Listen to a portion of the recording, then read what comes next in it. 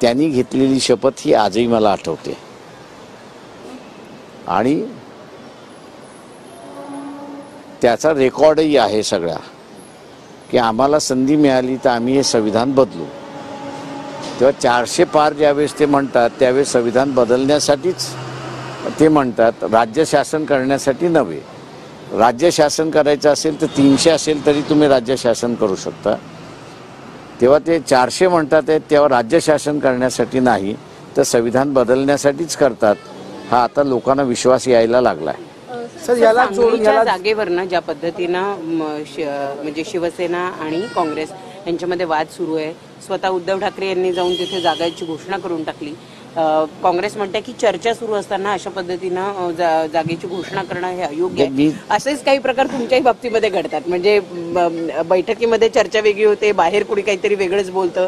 काय आमच्यात एक लक्षात घ्या की आमच्याकडची अशी कुठलीही चर्चा नाही, कुठलीही घोषणा नाही आहे.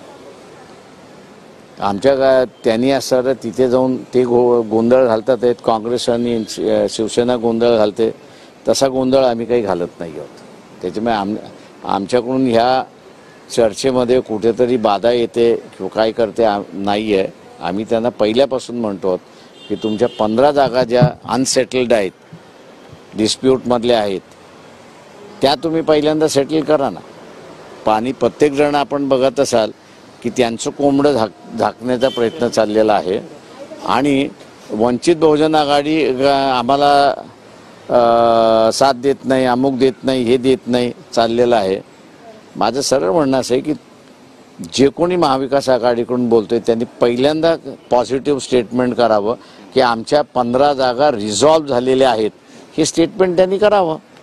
Thank you thank you thank you thank you thank you thank you thank you thank you thank you सगळेजण थँक्यू. सर एक शेवटचे प्रश्न आहे की तुम्ही काल म्हणाला होता की जी आमची जी चर्चाच्या दार आहे त्या कुठेतरी संपलेली आहे, आता बंद झालेली आहे. थँक्यू राजा.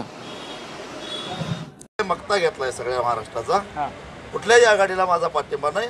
आमचा पाठिंबा शेतकऱ्यांना आहे, शेतकऱ्यांच्या बरोबर आहे. नाही, आता तुमच्या हातकलंगडे जागेबाबत काय निर्णय झालेला आहे मला माहित नाही, मी लढायला लागलोय.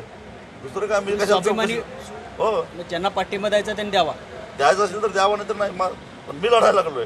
सध्याचे एकंदरित वातावरण जे चिन्ह है उनका, देश के प्रधानमंत्री मोदी जी ने बहुत काम किया देश में, इसलिए उनके साथ मिलकर काम करना है और कमल चिन्ह पे नवनीत राणा को चुन के लाना है.